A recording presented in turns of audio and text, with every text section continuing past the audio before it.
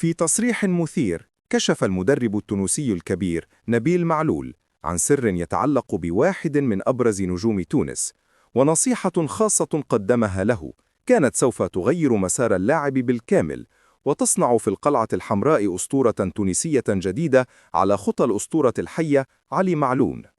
تفاصيل القصة التي كشفها المدرب المخضرم نبيل معلول تعود إلى الفترة التي كان فيها النجم محمد علي بن رمضان لا يزال لاعبا في صفوف الترجي التونسي، وقبل أن يقرر خوض تجربته الأوروبية. في ذلك الوقت كان للمدرب نبيل معلول رؤية مختلفة لمستقبل اللاعب، رؤية تضع النادي الأهلي المصري في قلب المعادلة.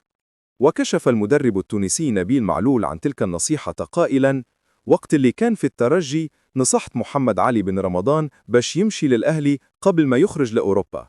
قلت له الأهلي خير من برشا فرق في أوروبا، وباش تكون عندك قيمة أخرى في الكورة، وديما باش تكون في العالمية. النادي ديما موجود في فينالات الشامبيونز ليج متاع أفريقيا، والعينين في العالم العربي الكل ديما محلولة على الأهلي. كنت نتمنى انتقالته للأهلي باش يعاود مسيرة علي معلول مع الفريق.